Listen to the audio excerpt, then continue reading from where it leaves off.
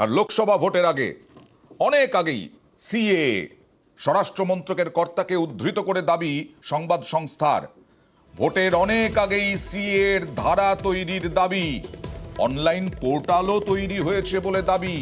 আবেদনকারীরা কবে ভারতে এসেছিলেন উল্লেখ করতে হবে। আবেদনকারীদের কাছ থেকে কোনো নথি চাওয়া হবে না। 2023-এর শেষ লগ্নে 26 তারিখে বঙ্গ সফরে এসে 24-এর ভোটের দামামা বাজিয়েছেন কেন্দ্রীয় স্বরাষ্ট্রমন্ত্রী অমিত শাহ। সিএএ চালু করতে কেউ আটকাতে পারবে না বলেও ন্যাশনাল লাইব্রেরিতে তিনি চ্যালেঞ্জ দেন। आज मैं आप सबके सामने कहकर जाता हूं, सीए इस देश का कानून है, इसको कोई रोक नहीं सकता, सबको नागरिकता मिलने वाली है। ये हमारी पार्टी का कमिटमेंट है। जो भाई आसपास के राज्यों से प्रताड़ित होकर यहाँ आए हैं, उनको धर्म परिवर्तन की धमकी देकर भगाया गया है, उनके सम्मान की, उनके मान की, इनकी संपत्ति की, उनके अच्छे जीवन की रक्षा करना हर हिंदुस्तानी का फर्ज है और ये होकर रहेगा। লোকসভার আগেই সিএএ, কয়েকদিন আগেই এই একটা অনুষ্ঠানে গিয়েছিলেন ধর্ম সম্মেলনে শান্তনু ঠাকুর, সেখানে যখন মতুয়া নিয়ে বলতে শুরু করেছিলেন অনেকে আপত্তি জানিয়েছিলেন যে আশ্বাস তো মেলে কিন্তু কিছু তো হয় না। আবার গ্যারান্টি দিলেন সিএএ লাগুর কেন্দ্রীয় মন্ত্রী শান্তনু ঠাকুর। আগামী 24-এর লোকসভা ইলেকশনের আগে ইমপ্লিমেন্ট হবে ভারতবর্ষে সিএ, আছে গ্যারান্টি দিয়ে বলে গেলাম। আগামী 24-এর ইলেকশনের আগে এই সিএ ইমপ্লিমেন্ট হবে ভারতবর্ষের পশ্চিমবঙ্গে সব জায়গায়। কারোর যদি ক্ষমতা থাকে এই সিএ ইমপ্লিমেন্ট রোধ করে দেখা। আর রাজ্যে এসেছেন কেন্দ্রীয় গ্রামোন্নয়ন প্রতিমন্ত্রী সাধ্বী নিরঞ্জন জ্যোতি।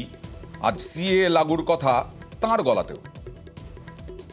माननीय अमित शाह जी ने बिल्कुल स्पष्ट कर दिया, किसी को भयभीत होने की जरूरत नहीं है। देश में रहने वाले नागरिक यदि किसी को भयभीत करना होता तो हम आवास मुसलमान ईसाई को नहीं देते। हम राशन सबको फ्री दे रहे हैं, आवास हम सबको दे रहे हैं, उज्ज्वला सबको दे रहे हैं, आयुष्मान सबको दे रहे हैं। हाँ, जो बाहर से आकर के घुसपैठ करके आए, ये आदरणीय गृह मंत्री जी ने पूरा स्पष्ट कर दिया है। আর এভাবেই লোকসভা নির্বাচনের অনেক আগে সিএএ, রাম মন্দির, এসব যে ইস্যু করতে চাইছে পরিষ্কার একদম বিজেপি। কারণ থেমে নেই অসীম সরকারও। তিনিও বললেন, হরিণঘাটার বিজেপি বিধায়ক, তিনিও বললেন আইন কার্যকরের কথা। সে অবশ্যই হবে, ডেট টাইম ফিক্সড করে তো আমি বলতে পারবো না। লোকসভা ভোটের আগে হবে, এটা মাননীয় স্বরাষ্ট্রমন্ত্রীজি তিনি বলেছেন, কথা দিয়েছেন, হবেই একদম লোকসভা ভোটের আগে, এটা হচ্ছেই, নিশ্চিন্ত থাকেন আপনারা। এরপরে বিরোধীরা নেমে পড়ল, বিজেপি বিরোধীরা। সিএ এর নামে বিভাজনের গল্প নিশানা কংগ্রেস সাংসদ অধীর রঞ্জন চৌধুরীর।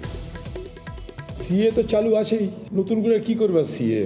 4 বছর 5 বছর হয়ে গেল, রুল তৈরি করতে পারেনি। রুলটা তৈরি করবে কখন? ভোটের আগে আরেকটা ধোকা দিবে। সিএ নামে আরেকটা বিভাজনের গল্প ছাড়া কিছু হবে না। আমরা পার্লামেন্টে বলছি, বাইরেও বলছি, এই ধরনের একটা বিশেষ ধর্মের জন্যে, বিশেষ ধর্মের মানুষকে কেন্দ্র করে একটা আইন আনাটা, এটা সংবিধান বিরোধী। সেদিনও বলেছি, আজও বলছি। কটাক্ষ, তীব্র কটাক্ষ ছুড়ে দিলেন রাজ্যের মন্ত্রী তৃণমূল নেতা শশী পাঁজাও। যারা লোকসভার নির্বাচনের আগে প্রতিশ্রুতি দিচ্ছেন, তারপরে এর আইনটা তারা প্রণয়ন করেছেন কিন্তু সেইটাকে আরম্ভ করতে পারছেন না, কারণ গাইডলাইন্সই ঠিক নেই। এইগুলো কোথাও না কোথাও মানুষের সঙ্গে প্রতারণা করছে। মুখ্যমন্ত্রী পরিষ্কার বলে দিয়েছেন, মমতা বন্দ্যোপাধ্যায়, সিএ হবে না।